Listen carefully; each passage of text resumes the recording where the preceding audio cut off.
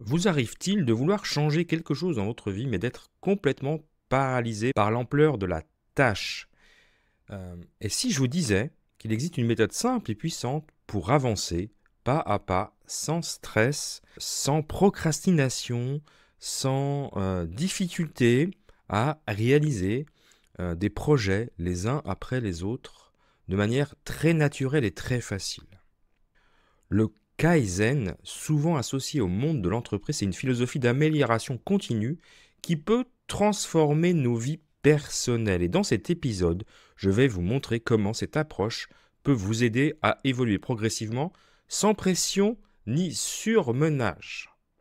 Donc aujourd'hui, on va découvrir comment appliquer le Kaizen au développement personnel et on va explorer des exemples concrets, des outils pratiques pour intégrer cette philosophie de vie dans votre quotidien. Bienvenue dans le podcast du leadership holistique. Je suis Christophe Rousseau, créateur du leadership holistique, ingénieur physicien, coach, podcasteur évidemment, écrivain et surtout et aussi apprenti druide.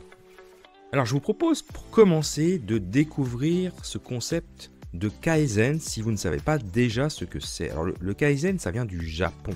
Ça signifie changement pour le mieux. Amélioration, c'est le concept de l'amélioration continue qui nous vient du Lean Manufacturing ou de l'excellence opérationnelle qui a été développé par l'entreprise Toyota dans les années 1950. Et ils ont utilisé ce concept pour progresser en fait, pour améliorer la qualité de leur production. Puis c'est un concept qui a été repris dernièrement, qui est devenu très à la mode, parce que le YouTuber Inox Tag a gravi le mont Everest et il a appelé son reportage, son film Kaizen. Et vraiment, c'est le concept, je pense que ça le démontre bien, de comment se fixer un projet qui semble irréaliste au premier abord, parce que escalader le mont Everest quand on n'a jamais fait d'escalade de sa vie, ça paraît complètement fou. Et lui, il s'est mis un programme sur un an. Alors évidemment, sur un an, c'était du pas à pas, mais quand même du pas à pas bien concret, bien productif. Lui, il s'est fixé cet objectif et il démontre dans son reportage comment, en partant de zéro et en s'entourant des bonnes personnes, il a pu à la fin, un an après, gravir l'Everest. Donc, c'est un concept qui vient du Japon, du monde de l'industrie, et c'est un concept que moi j'aime utiliser dans la vie de tous les jours. Et c'est ça qu'on va explorer aujourd'hui. Plutôt que de viser des transformations radicales, des changements très très forts d'un coup, le Kaizen préconise des petits pas réguliers pour atteindre des objectifs durables. Et pourquoi c'est pertinent dans le développement personnel? Parce que le Kaizen, ça aide à combattre la peur de l'échec en rendant chaque étape accessible. Finalement, on pense pas forcément à la big picture, aux gros objectifs. On va décomposer un projet en micro-objectifs et on va avancer pas à pas. Euh, je prends un exemple tout simple. Moi, quand j'ai commencé à faire de la méditation, alors au début, je suis parti billet en tête en voulant faire des méditations. Alors c'était une méditation guidée d'une demi-heure, voire une heure tous les jours. Et puis j'ai pas tenu le rythme. Ça, c'était l'erreur du débutant. Et puis finalement, ce qui fonctionne bien, comme beaucoup de changements, de routines qu'on veut mettre en place dans sa vie, c'est pour la méditation typiquement de commencer euh, petit, par 1 minute, 2 minutes par jour ou 3 minutes, et puis de progresser en fait, de faire toujours de plus en plus. Alors pas chaque jour, là ça peut être chaque semaine. On peut commencer par 1 minute si vraiment on est débutant.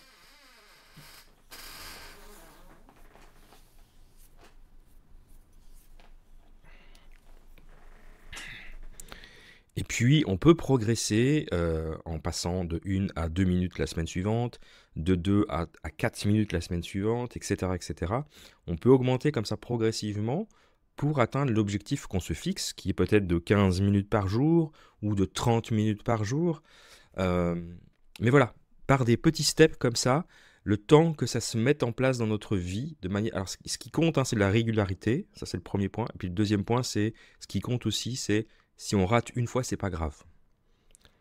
De pas se mettre le stress de ah, j'ai raté, donc il faut que je recommence à zéro. Non, non. On peut rater une fois, on peut oublier, plein de raisons pour ne pas faire. Le lendemain, on repart sur son rythme. J'ai une statistique intéressante, c'est une étude de l'université de Stanford qui date de 2018, donc elle est quand même assez récente, qui révèle que les personnes qui adoptent des changements progressifs augmentent leurs chances de maintenir une nouvelle habitude sur le long terme de 30%. D'accord, donc on voit l'efficacité de ce concept, c'est pas juste quelque chose qui est empirique, c'est vraiment des études sérieuses démontrent que en adoptant cette méthode des petits pas, on augmente sérieusement nos chances de réussir. Ça ne veut pas dire qu'on va réussir à 100%, hein. Ça c'est ok, mais ça augmente sérieusement nos chances de réussir. Alors, c'est quoi l'impact et les bénéfices d'appliquer le Kaizen? Par exemple, si on est, moi j'ai été longtemps, ça m'arrive encore, un grand procrastinateur. Vous savez que la procrastination, c'est l'art, c'est l'art, c'est l'art de remettre au lendemain ce qu'on pourrait faire le jour même en se disant je verrai ça demain. Alors des fois c'est bien, mais des fois ça nous empêche d'avancer. Par exemple, si on veut se mettre au sport, c'est un truc que je vis en ce moment, j'ai besoin de me remettre en forme et voilà, j'ai plein de bonnes raisons pour pas démarrer parce que je vois ça comme une énorme truc, alors que appliquer le Kaizen à la remise en forme, par exemple, ou à remettre une routine sportive journalière ou hebdomadaire, ben c'est beaucoup plus facile parce que finalement, je peux très bien décider, et je le décide maintenant en live avec vous finalement, je peux très bien décider de marcher, allez, un quart d'heure, 20 minutes aujourd'hui, et puis d'essayer de cumuler, je sais pas, 2 heures de marche par semaine pour commencer. Peut-être ça c'est un peu... On va commencer par 1 heure. On va commencer par 1 heure de marche cumulée dans la semaine. Et puis comme ça, de progresser petit à petit, donc de faire 2-3 séances de marche dans la semaine,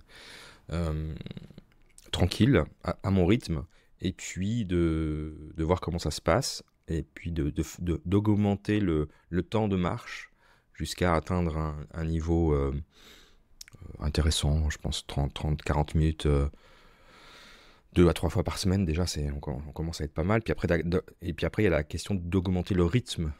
Voilà, là, il y a 2 paramètres, il y a le temps et le rythme. Parce qu'en fait, les objectifs trop ambitieux sont souvent abandonnés dès qu'il y a un obstacle, en fait. Donc, il faut vraiment démarrer avec un truc facile, mais vraiment un truc tellement facile qu'il n'y a aucune excuse pour ne pas le faire. C'est ça qui est important. C'est qu'il ne faut pas déjà se mettre dans la difficulté. L'exemple du sport, elle est très bonne parce que moi, j'ai cette tendance-là à vite me décourager parce que j'ai pas l'énergie, j'ai pas le souffle, je suis fatigué, j'ai un rythme de travail assez incroyable, donc je prends pas le temps. Mais en fait, il faut que ce démarrage soit tellement facile, tellement simple, tellement évident qu'il n'y a aucune excuse. Je ne peux trouver aucune excuse. Voilà, ça pourrait être, je vais marcher 5 minutes. Alors, c'est peut-être un peu faible, mais disons que le quart d'heure, par exemple, le quart d'heure, 20 minutes, ça vraiment, il y a zéro excuse. On a tous un quart d'heure, 20 minutes dans la journée où on peut aller marcher. Donc voilà, quelque chose de simple. Les bénéfices de cette approche Kaizen, c'est d'abord la simplicité et la faisabilité. C'est ce que je viens de dire. Moi, je suis écrivain. Pour commencer à écrire un livre, on rédige... alors, on commence par rédiger un plan. Hein, il faut se structurer. Mais après, pour la production d'écriture, on commence par une phrase ou par un paragraphe. Et puis, on enchaîne pour écrire une page par jour et ainsi de suite. Et au bout d'1 an, on aura écrit 365 pages. C'est énorme. De toute façon, l'écriture, écrire un livre, c'est pas un truc qui se fait en 2 mois. Hein. Mais juste l'idée de j'écris une page par jour. Et j'avance. J'avance dans ma rédaction.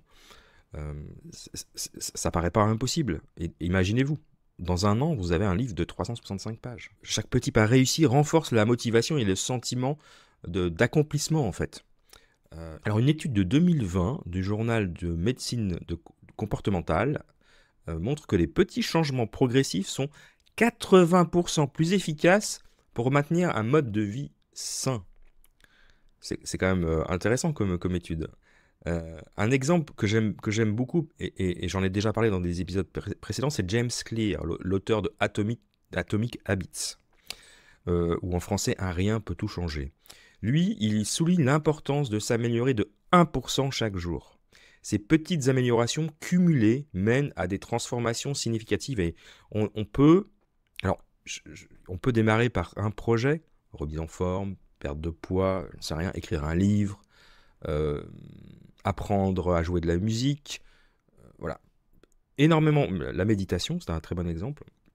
On peut commencer par se donner un objectif de 1. Puis quand on commence à être à l'aise avec cette nouvelle routine, même si on n'est pas encore sur un rythme stabilisé, mais admettons qu'on est très à l'aise avec marcher 3 fois par jour 30 minutes, ben on se dit, bon, ça, je pense que je peux le maintenir pendant un bon moment, puis je peux continuer de l'améliorer, mais peut-être plus lentement.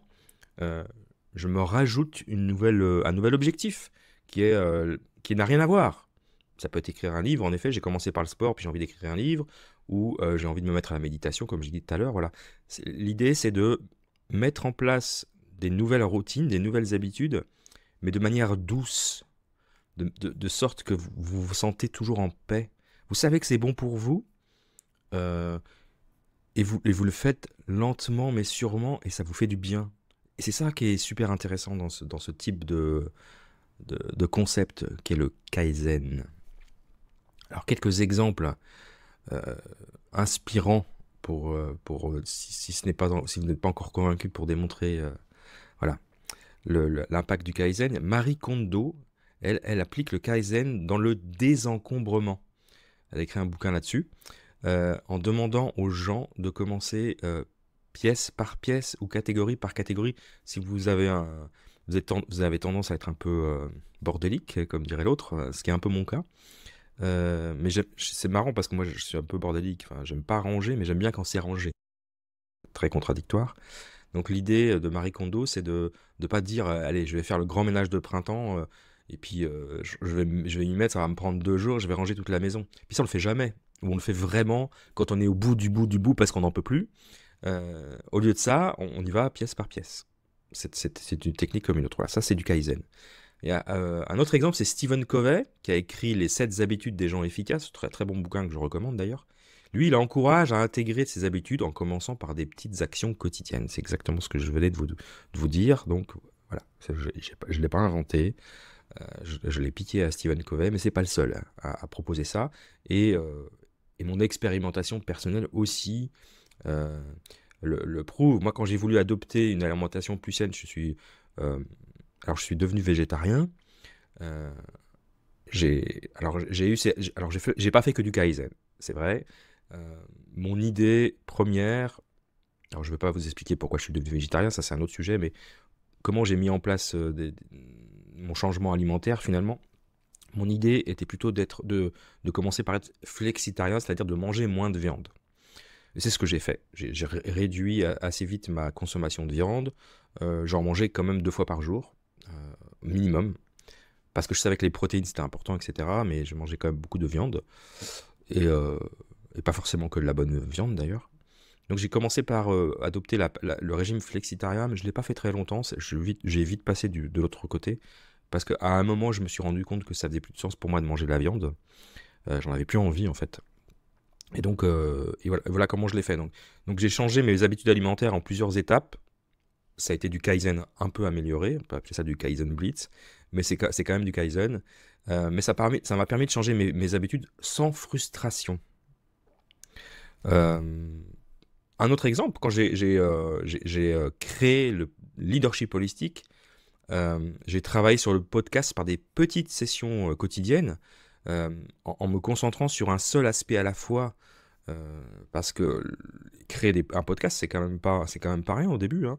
Donc évidemment, je me suis formé d'abord, et puis j'ai commencé par faire de la planification. Ça, c'était la première chose que j'ai faite, parce que j'avais cette peur de ne pas avoir assez de contenu à partager en fait.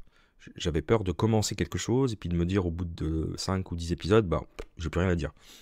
Donc la première chose que j'ai faite, c'est que je me suis mis sur mon ordi, je me suis fait un mind map énorme sur toutes les thématiques que je voulais traiter et tous les sujets, toutes les idées qui me venaient. Et je me rappelle très bien, c'est que le premier mind map que j'ai fait, j'avais planifié 4 ans de contenu. Parce qu'on travaille en saison, hein.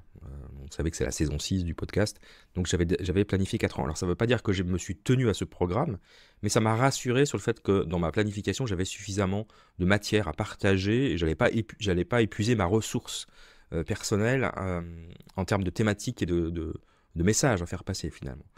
Donc la planification, ça c'était la première chose. Après, j'ai commencé par enregistrer des épisodes, et puis après les monter. Donc ça a pris un certain temps. Et puis évidemment, planifier la promotion, etc. Et pour ça, moi, j'utilise Notion, qui est un de mes outils préférés. Donc ça se fait step by step. Je l'ai décomposé, ce démarrage et cette mise en place. Et pour chaque saison, typiquement pour la saison 6 du podcast, j'ai commencé par planifier mes épisodes de manière très précise, hein, date après date. Donc j'ai planifié tous mes épisodes jusqu'à l'été prochain, avec la thématique, le titre. Et puis après, pour chaque épisode, je fais mes recherches. Je fais mes recherches bibliographiques, mes études scientifiques, etc. Parce que j'aime bien apporter un peu de contexte à mes podcasts. Et puis après, je fais des plans de chaque épisode, les uns après les autres. Et puis j'en enregistre comme ça par ce que je fais aujourd'hui. Typiquement, j'en enregistre en général 3 ou 4 d'un coup. Et puis après, je les monte au fil de l'eau. Voilà, j'ai décomposé mon processus. Après, c'est une technique comme une autre. Alors, quelques outils pratiques pour appliquer le Kaizen au développement personnel. Revenons à notre sujet. Donc, la règle des 1%, j'en ai déjà parlé.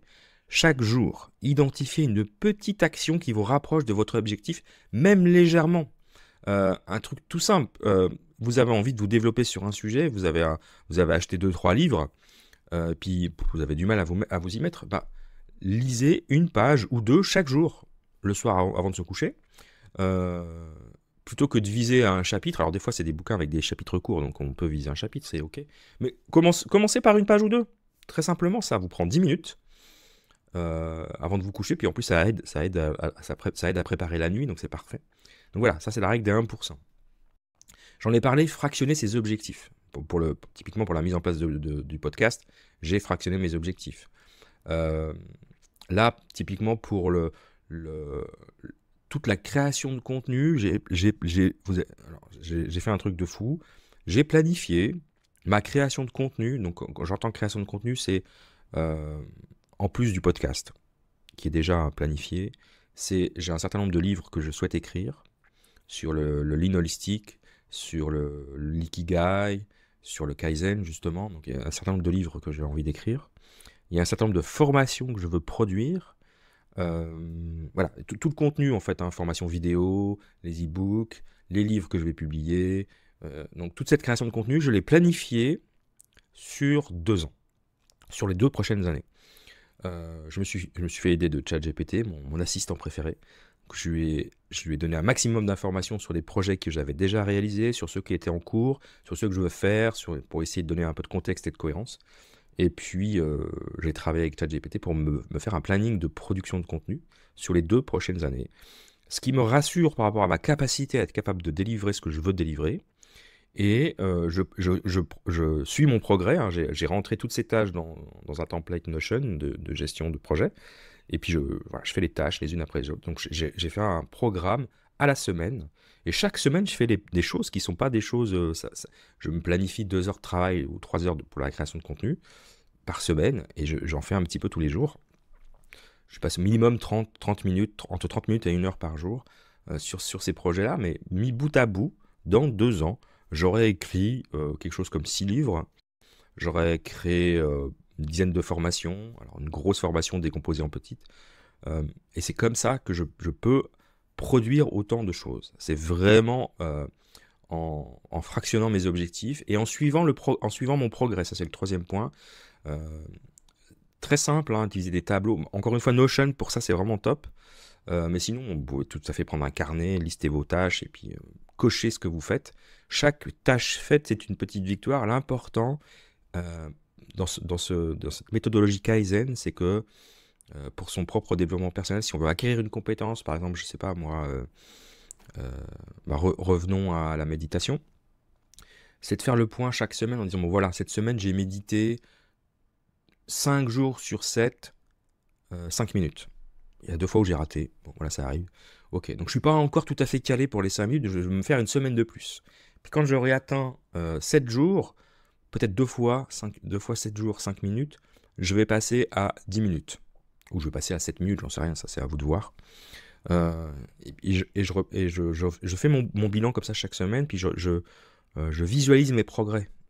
D'où l'intérêt de ces petits tableaux de suivi, que ce soit manuscrit, que ce soit Notion, Excel, whatever. Hein. C'est à vous de choisir, ça, j'impose rien.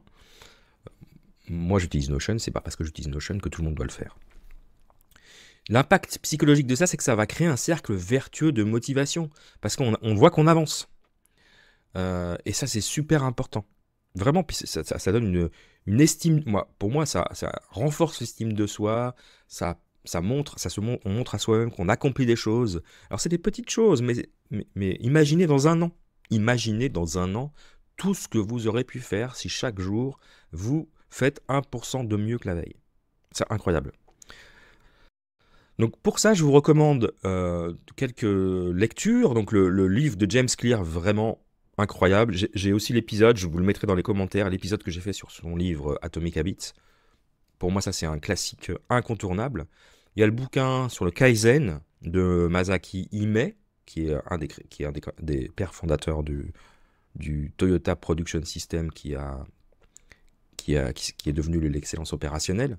Donc son bouquin, c'est The Key to Japan's Competitive Success. Donc là, on est plus dans le monde industriel, mais ça explique d'où vient le concept de Kaizen. Il y a une formation qui s'appelle Objectif Kaizen, qui reprend tous ces concepts, plus plein d'autres. On parle de morning routine, on parle évidemment de James Clear, mais pas que. Donc, où je reprends vraiment tout ce dont je viens de parler aujourd'hui, mais de manière beaucoup plus détaillée. Donc, une formation super intéressante si on veut mettre en place des nouvelles routines en utilisant le Kaizen. Donc, je mettrai aussi dans le descriptif du podcast le lien vers la formation. Et puis, on peut utiliser des applications ou Notion, vraiment pour ça, c'est bien. Il y a des applications sur le smartphone une application qui s'appelle Habitica ou Loop Habit Tracker. Ouais, il y en a plein d'autres. Hein. Vous pouvez faire des recherches soit sur l'Apple Store ou le Google Store, peu importe. Alors, on arrive à la fin de cet épisode. Pour résumer, le Kaizen, c'est une méthode simple mais puissante pour avancer progressivement vers vos objectifs. En adoptant de petits pas constants, vous créez des changements durables et transformateurs. Donc pour cette semaine, le défi que je vous propose, c'est de choisir un domaine de votre vie où vous souhaitez évoluer. Donc ça peut être dans la santé, dans votre carrière professionnelle, dans vos relations avec des amis, ou avec vos enfants, avec votre conjoint, votre conjointe. Identifiez, donc quand vous avez identifié ce domaine, en disant voilà, je veux améliorer ça, plus un truc assez spécifique, hein, soyez assez spécifique, et puis identifiez une petite action qu'on peut faire dès aujourd'hui, et puis de maintenir ça pendant 7 jours. Donc je reviens à mon idée de la méditation. Si vous décidez de vous lancer dans la méditation, méditez 5 minutes. Peut-être commencer par 1 minute. Hein. Vraiment, l'idée c'est comme je dit au tout début, commencer par quelque chose qui fait que c'est tellement facile, évident et simple qu'il n'y a aucune possibilité de trouver une excuse de ne pas faire. C'est super important ça. Faites-le pendant 7 jours. Faites le bilan au bout de 7 jours. Puis voyez ce que vous en faites. Comment vous pouvez progresser par rapport à ça. Est-ce que vous avez réussi à maintenir le rythme des 7 jours? Est-ce que vous avez raté? Et dans ce cas-là, reconduire. C'est pas grave, on a le droit. Hein. Est-ce que vous avez réussi? Et du coup, quelle augmentation vous amenez? Ça peut être la méditation, mais ça peut être la course à pied, comme je l'ai dit, ou la perte de poids, ou apprendre à jouer un instrument. Ou apprendre une nouvelle compétence. Typiquement, je veux une nouvelle. Je m'inscris à une formation. Je m'inscris à la formation Objectif Kaizen. Eh bien, je me mets comme défi de chaque jour de passer, 10 minutes ou 15 minutes sur la formation. Ce qui permet d'avancer. Et puis, partagez vos progrès et vos succès sur les réseaux sociaux du leadership holistique, donc sur la communauté Facebook. Si vous ne faites pas encore partie, vous pouvez tout à fait vous y inscrire, c'est gratuit. Ou si c'est sur la chaîne YouTube, dans les commentaires de la chaîne YouTube, n'hésitez pas à partager vos progrès, ou vos défis, ou les choses les plus folles que vous allez faire dès maintenant, mais qui vont, en partant d'une chose très simple, qui vont vous amener dans un an à un résultat exceptionnel. Et puis, je vous invite à revenir dans un an et de partager votre progrès. Voilà. Je vous remercie de m'avoir écouté aujourd'hui. Dans le prochain épisode, on va parler des mythes autour de la santé parfaite et de la manière de se libérer de cette pression sociale inutile. Voilà, je vous remercie et on se revoit la semaine prochaine. En attendant, prenez soin de vous et pratiquez le Kaizen.